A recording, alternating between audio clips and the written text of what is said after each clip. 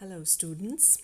I am Parneet Jaggi, and we will be initiating the short story Some Words with a Mummy, which is an extremely interesting story creating lots of suspense and intensity throughout the story. The story has been written by the famous popular short story writer who is also one of the most influential American writers of the 19th century, also a poet. His name is Edgar Allan Poe. And this first video is going to be an introductory video to this author, Edgar Allan Poe.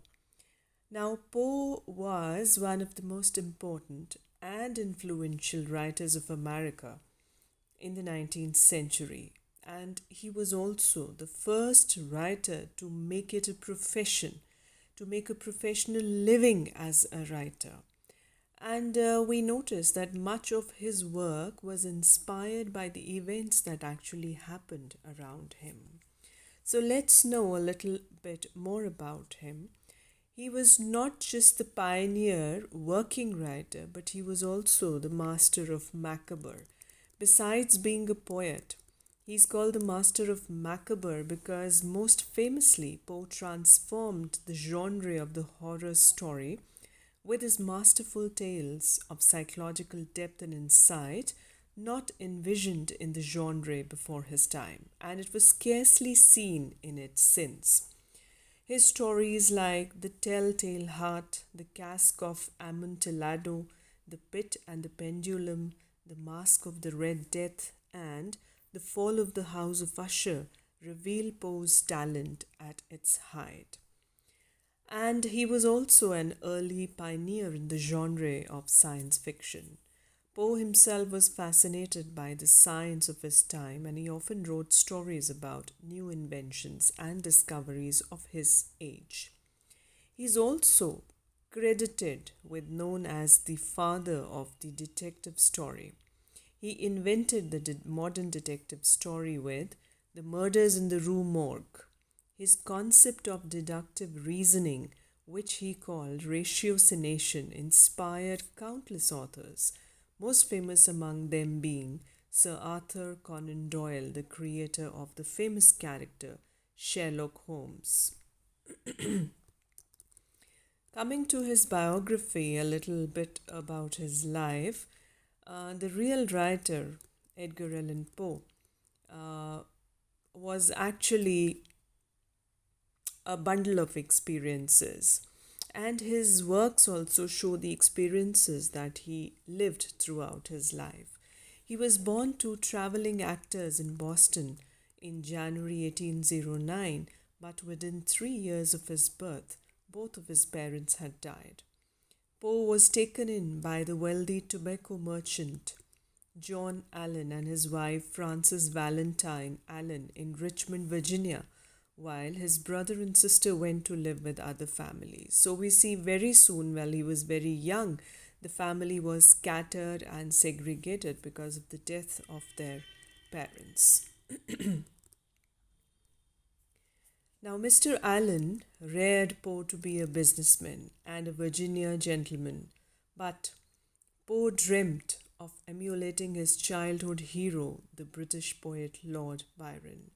The backs of some of Allen's ledger sheets reveal early poetic verses scrawled in a young Poe's handwriting and show how little interest Edgar had in the tobacco business. In 1826, Poe left Richmond to attend the University of Virginia, where he excelled in his classes but accumulated considerable debt. So he had lots of money to pay back to people. And the miserly Allen had sent Poe to college with less than a third of the funds he needed, and Poe soon took up gambling to raise money to pay his expenses. Now, all this led to his poverty.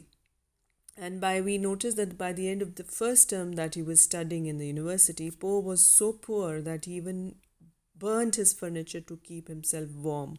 And humiliated by such kind of poverty, and furious with Allen, Poe was forced to drop out of school and return to Richmond. He had a tough time, however, and with him matters continued to worsen. And then he visited the home of his fiancée, Almira Royster, only to find that she had got engaged to another man.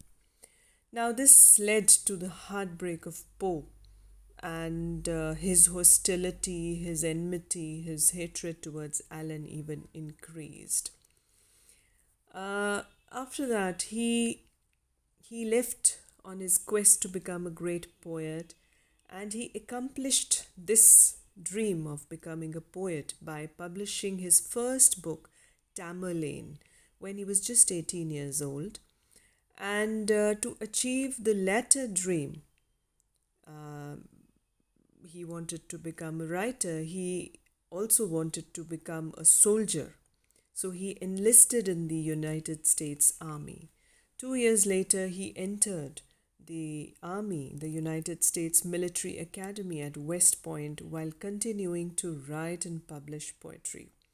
But only after 8 months of this joining at West Point, Poe was thrown out of here also.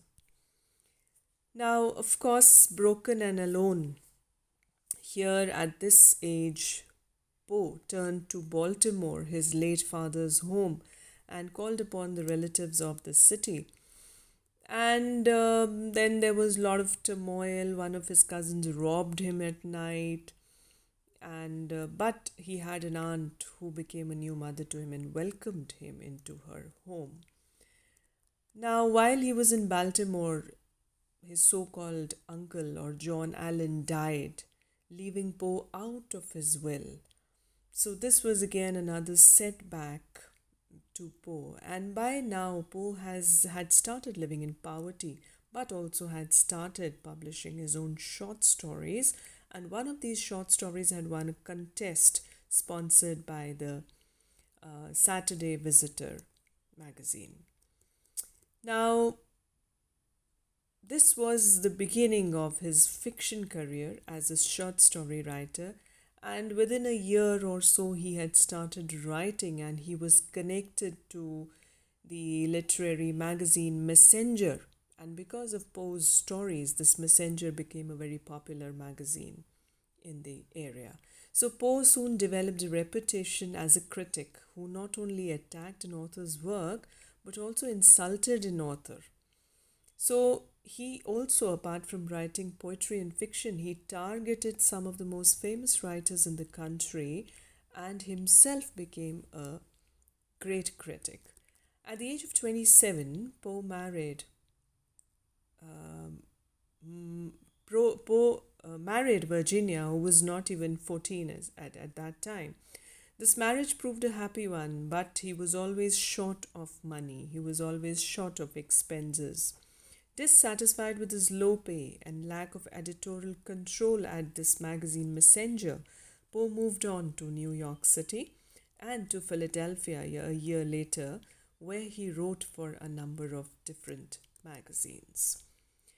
Now, at one side, Poe was growing famous, popular, a good writer, but in spite of this fame, he was still barely able to make a living. For the publication of his first book of short stories, Tales of the Grotesque and Arabesque, he was paid with 25 copies of his book. And he would soon become a champion for the cause of higher wages for writers as well as for an international copyright law. So we see him pioneering as the first person to claim to ask for more wages for a full-time writer that he was. And to change the face of the magazine industry, he proposed starting his own personal journal, but he failed to find the necessary funding and expenses. Now, the January 1845 publication of The Raven magazine made Poe a household name. He got very popular in the area. He was again living in New York City and was now famous enough to draw large crowds to his lectures, and he also began demanding better pay, better salary for his work. Then we see that he published 2 books that year, and then he dreamt of living and running his own magazine, and he failed in his venture. Then his wife's health deteriorated, and then he had lots of ups and downs again. Then he moved to a tiny cottage in the countryside, and it was here in the countryside that in 1847 he lost his wife to tuberculosis. And because of the death of his wife, it devastated Poe, and he could not write for months together. And it was assumed that he is as good as dead, and they were quite right. Poe lived only 2 years after her death and spent much of the time traveling from one country, one city to another, giving lectures. And he could not write in the same flow that he used to write. So he married once again, but then he could not settle in the way he was settled earlier. And under very mysterious circumstances, Poe died on October 7, 1849, at the age of 40 only, and the exact cause and location of his death still remains a mystery.